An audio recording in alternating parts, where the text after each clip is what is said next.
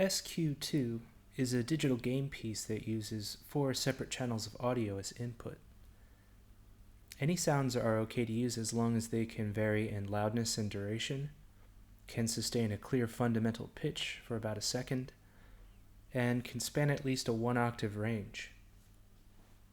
When playing SQ2, players should always be playing with the musical result in mind, not just trying to beat the game as quickly as possible or earn the highest score.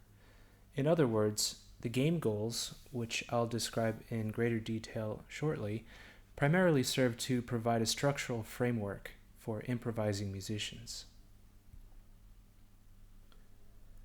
To run SQ2, you need both the standalone software as well as the accompanying PD patch. The PD patch, which looks like this, should be started first. For this demonstration video, I'm using PD Vanilla version 0.49.1, but the patch should run in any version of PD, including PD Extended. You can download PD and find more information about it at this URL. When you start up the patch, just be sure to check the audio settings and make sure that both the input and output show your audio interface and that 4 channels are being used. Once the patch is started, you can move it off the screen or just keep it in the background. The next step is to start up the standalone software, which should be run with your screen's native resolution and with the best graphics quality selected here on the right. If, when playing the game, you experience any performance issues, such as frame rate drops, then you might want to change your screen resolution or use the standard graphics quality setting.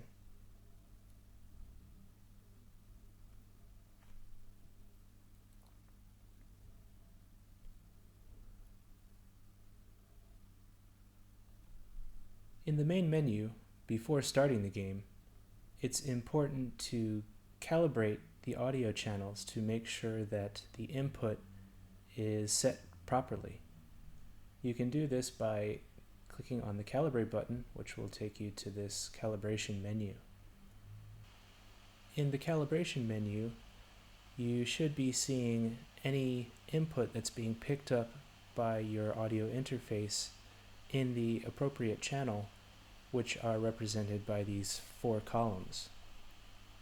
In this case, my microphone is hooked up to channel 1, and so I'm seeing the amplitude of this input in this vertical bar here, and I'm also seeing the pitch of the input represented here at the top. For the game to work properly, it's really important that these threshold settings are set properly, meaning that any sound you make should be triggering the low threshold, and that when you stop making sound, the meter should fall below the low threshold.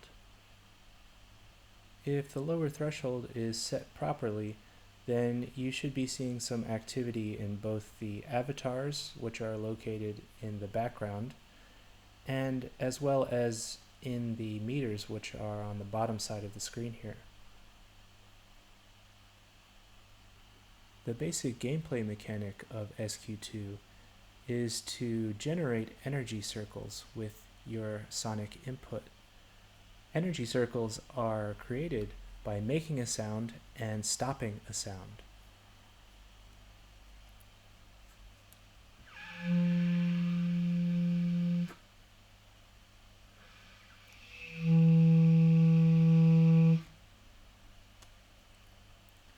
If I make a sound that crosses the low threshold and then stop making that sound, it will create a small energy circle.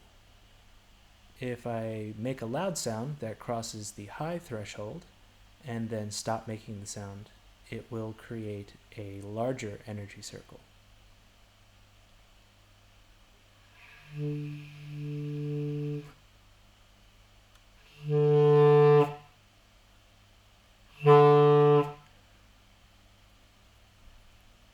the energy circle that's created will be colored and textured in a way that corresponds to the pitch that was created.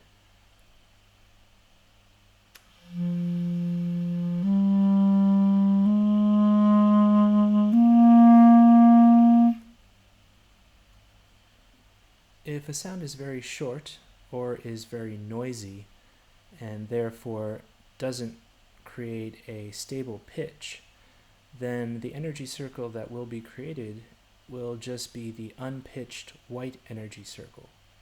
And so there are basically these two types of energy circles that can be created, the pitched and unpitched. So to create an unpitched circle, I might just play a short sound,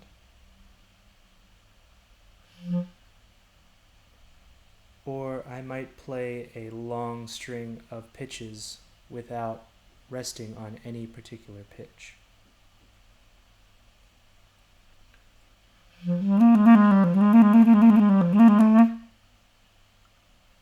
Before pressing the start button and jumping into the game, the last thing to consider is whether or not you want your performance to last for a particular amount of time. If so, you can check this timer at the bottom of the menu, and you can set a certain number of minutes. And this is a soft timer in that it will not terminate the program at the end of this time period. However, it will allow you to press any key to go back to the main menu once the time limit has been reached. For this demonstration, I'm going to turn off the timer.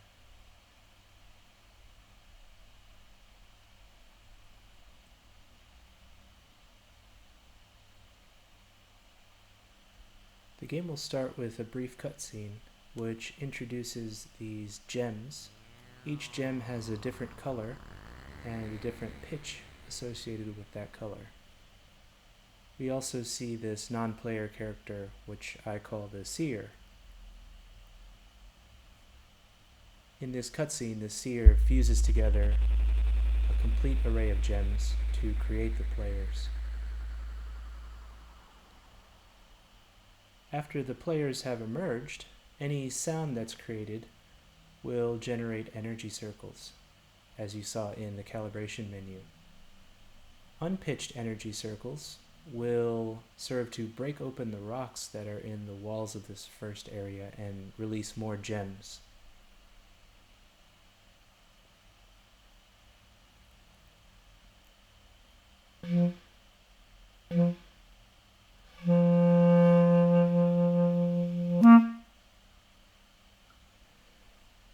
Note that energy circles will also push gems into new positions,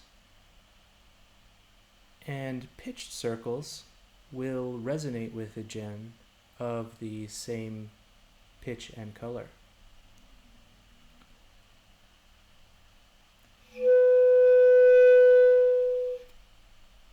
Note also that resonating with a gem will cause the player to be attracted to that gem's position.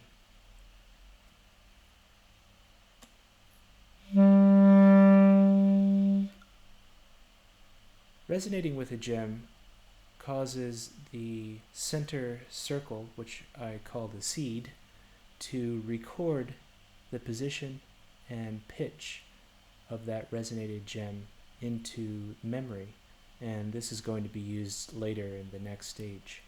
It also increments the score of the game, which you see in the lower right corner, and when the target score, in this case 36, is reached, then the players will advance to the next stage.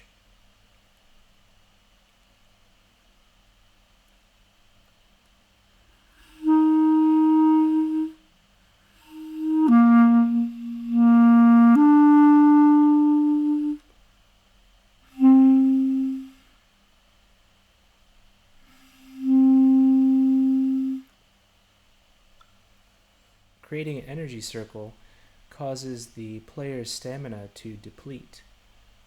The player's stamina is represented by the horizontal white meter at the bottom of the screen for each player. When the player's stamina is fully depleted, the player will disappear, and performers should wait in silence for the stamina meter to recharge before they can control their avatar again. I've charged the A gemstone 3 times, which has caused it to be fully charged.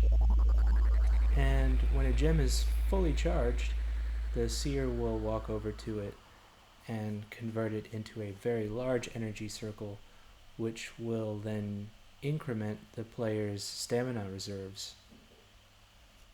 You'll also notice that when the seer changed that gem into a large energy circle, it created this little creature that's walking endlessly in one direction.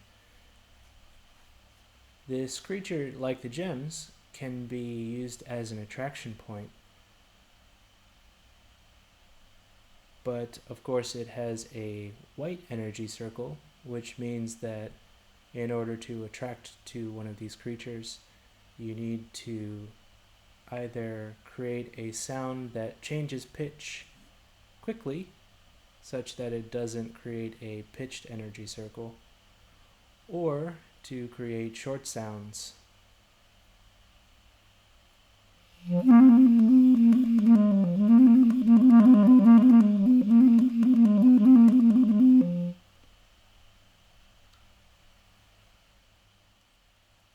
Once the target score has been reached, players should remain silent to progress to the next stage.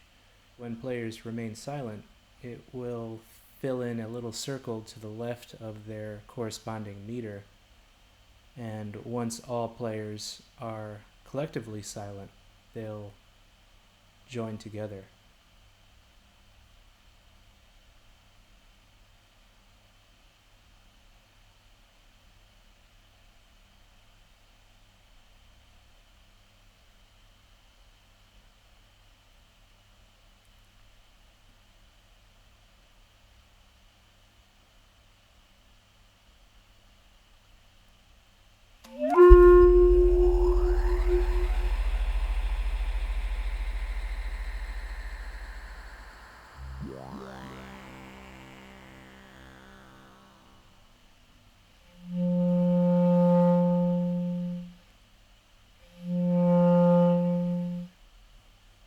As you can see in this stage, we also have gems, but they behave a little bit differently.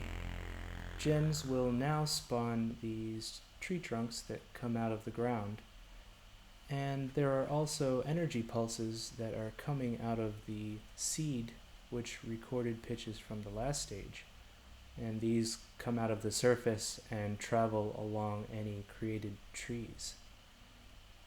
So these energy pulses can be used to create branches on the trees.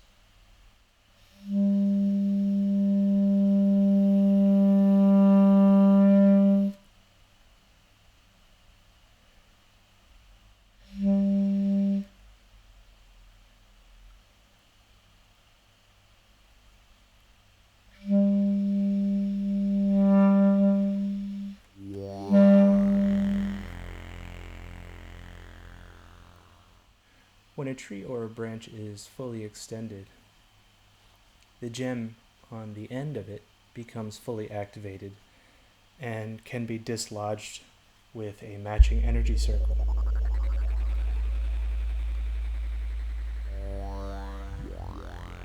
If the top gem of a tree is fully charged and then is released with an energy circle, it will be ejected off the tree and will spawn another tree. Over time, trees will be generated around this little planet, and as you've noticed by now, the sun that revolves around it will trigger sounds as it goes over each of these trees.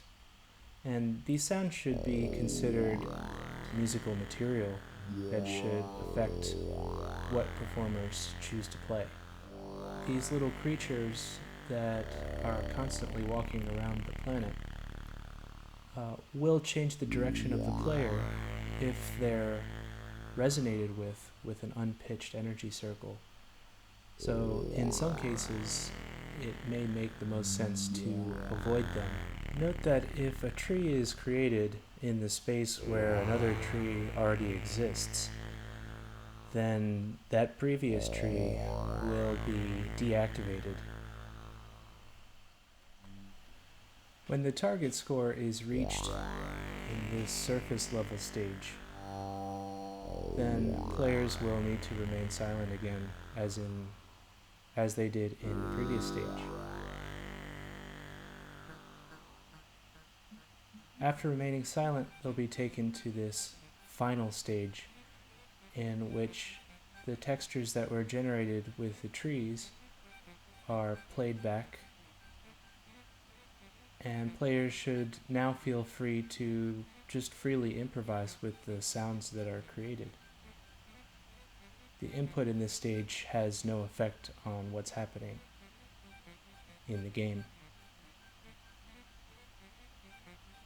The piece ends when the main menu fades back in. Thanks for checking out this game piece, and I hope you have fun playing it.